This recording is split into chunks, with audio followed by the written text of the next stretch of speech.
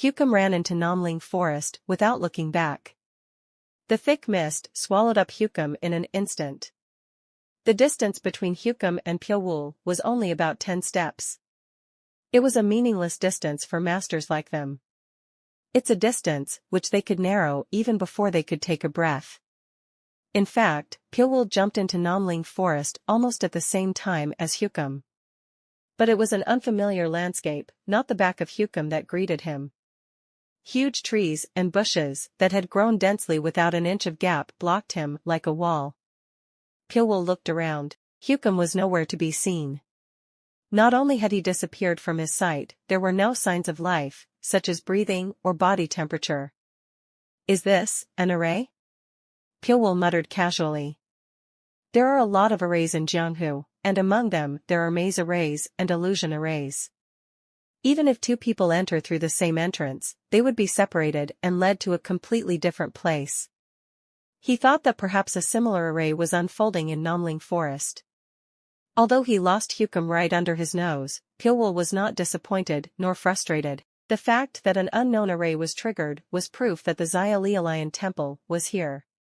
Without Hukum, he would have had to spend several times more effort and time to find the Xiaolialayan temple anyway. Hukum will enter Xiaolialayan temple and talk about itself. He didn't like it when his information was exposed, but he thought he didn't care. Because the power he showed to Hukum was only a small part. They will prepare for his arrival, but Pyowool will also have enough time to prepare. Pyowool walked through the Namling Forest. After walking for a while, he found himself standing on the outskirts of the forest. Is it a combination of a Labyrinth Array 1, Illusion Array 2, and Auxiliary Array 3? As many as 3 arrays were spread out across the outskirts of the forest. Just by looking at the vast scale of the arrays implemented, which is beyond the imagination of ordinary people, one could guess how powerful the Xiaolialayan temple was. It was the Xiaolialayan temple that exerted enormous influence over the entire Zizing. It was not known at this time how many masters would have gathered in their headquarters. Pyowool looked at Namling Forest, who had pushed him away, silently. It was as if the whole forest was staring at him with hostility. It was the first time he felt this way. Now that the enemy's headquarters were confirmed, it was time for him to make his preparations as well. Pyowool measured the size of the forest as he walked around the Namling Forest. He couldn't even see how vast the forest was. Finding the Xiaolialayan temple seemed as impossible as finding a needle in the sand. However, Pyowool was neither disappointed nor discouraged.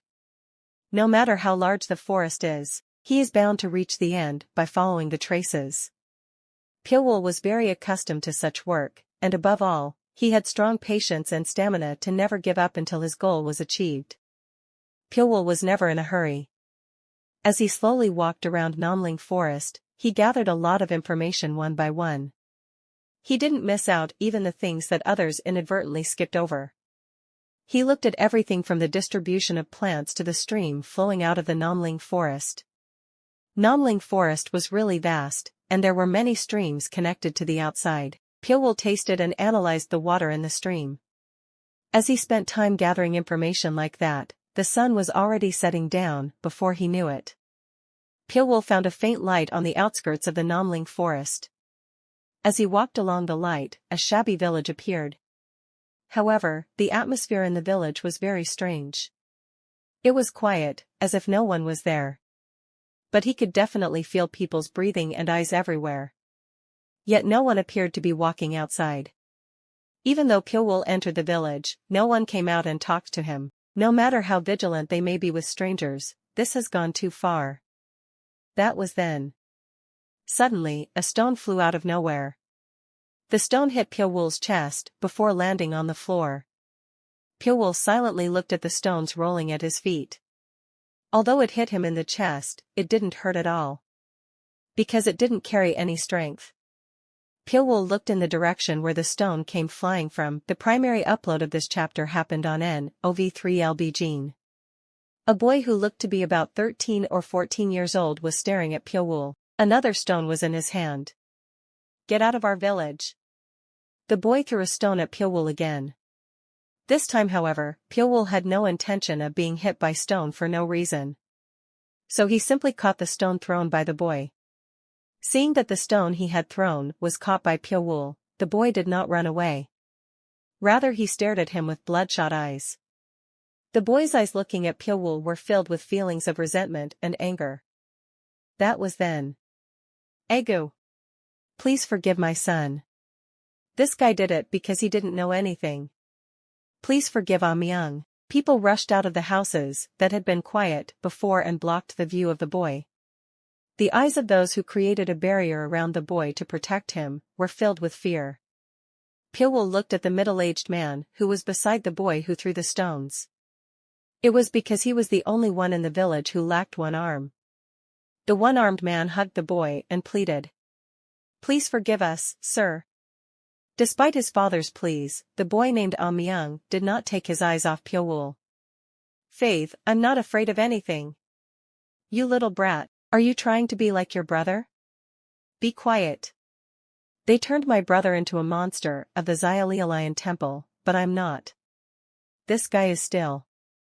The father covered his son's mouth with his big hand. Even then, he did it to protect his son. Pyeongwol asked Myung. Who are the men who took your brother? Don't you know? It's you guys. The Xiaolian temple. Xiaolian temple? The emotion in Pyeongwol's eyes disappeared. In an instant, Myung and the rest of the villagers felt the chills at the same time. They suddenly felt a sense of danger. HCK. The villagers looked at Pyeongwol with fearful eyes.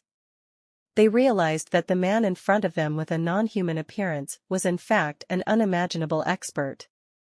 Everyone had a frightened expression on their faces, but only one of them shouted without breaking down.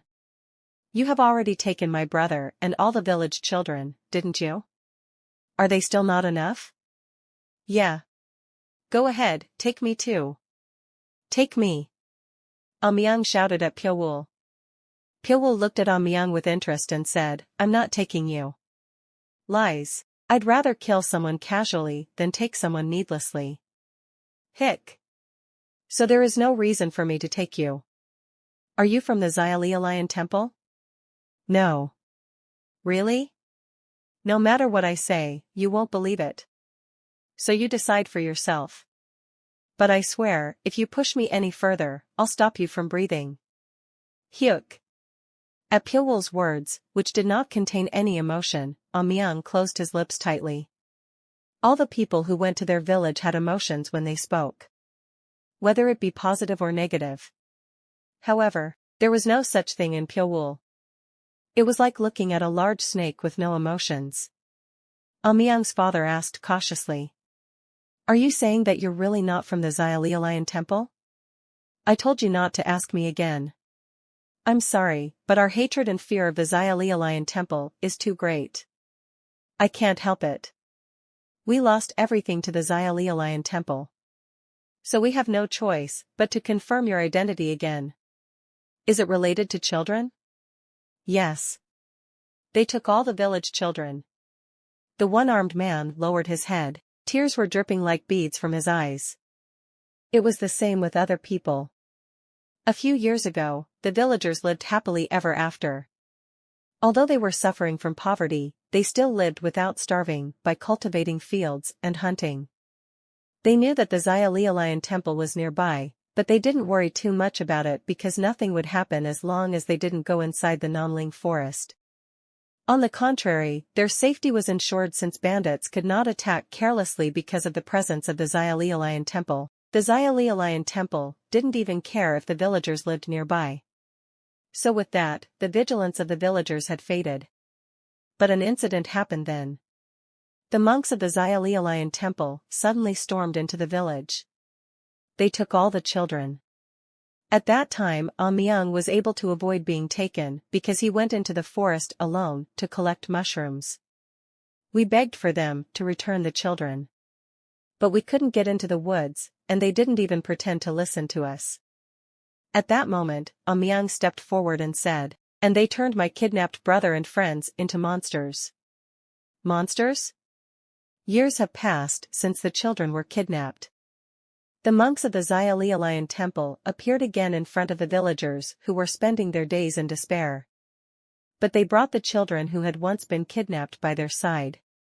The parents naturally recognized their children. So they approached their children in tears, thinking that the monks of the Xiaolialayan temple were finally returning the children. But the monks of the Xiaolialayan temple suddenly gave an order to the children: "Fight amongst yourselves."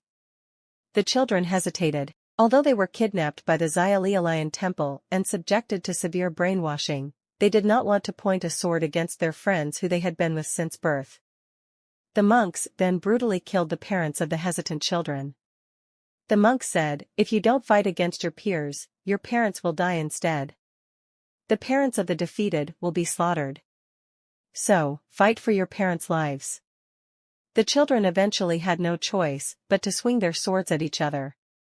Not only to save themselves, but also to save their parents. So the children fought fiercely. Winners and losers were divided. The losers died, and even their parents were brutally murdered. That's how half of the villagers lost their lives. Those who survived were also deeply wounded. Time passed again. And the monks of the Xiaolialayan temple came in the village again with the kidnapped children. The same thing was repeated. The surviving children fought. The losers will both lose their lives together with their parents. So the villagers were reduced to a quarter in an instant. They do not know whether the same thing will happen again in the future. Still, people did not leave the village. The children who were kidnapped by the Xiaolialayan temple lost their humanity and were reborn as human butchers. I don't know what they did, but now the kids don't even recognize their own parents. Just a few months ago, the monks of the Xiaolialayan temple reappeared with the children. The monks instructed the children to hurt their parents. The children attacked their parents without hesitation.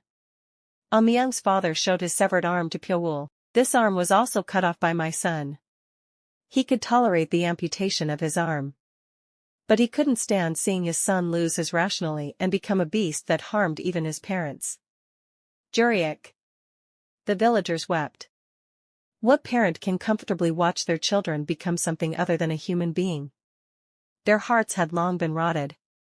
Still, the reason they couldn't leave the village was because they feared they would be harmed if they left. Pyewul looked at the villagers. There were only about 15 people left. There were couples who were still together, but in most cases only one of the couple remained. If so, the number of remaining children would be around 10. The situation is serious if there were only about 10 people. They were so dehumanized that they even hurt their parents without hesitation. Pyewul wasn't sure if it's a skill, but if the Xiaolialayan temple nurtured the children to this extent, it would be safe to say that they managed to make the perfect murder weapon. Myung's father mustered up the courage to ask. "Did you come to visit the Xiaolialayan temple?" "That's right." "Why are you looking for them?" "To kill them." "All of them?" "Until no one is left." At Pyewul's answer, Myung's father stared at him as if he was about to devour him. The father's eyes were fierce. His insides were already rotten and bruised, and he was even stricken with a serious illness. He instinctively felt that he had few days left to live. And then one day, a man suddenly appeared. The mere sight of his perfectly still eyes made him want to faint. The father decided to stake everything on a man with a non-human appearance. "I'll tell you everything about the Xiaolialayan temple."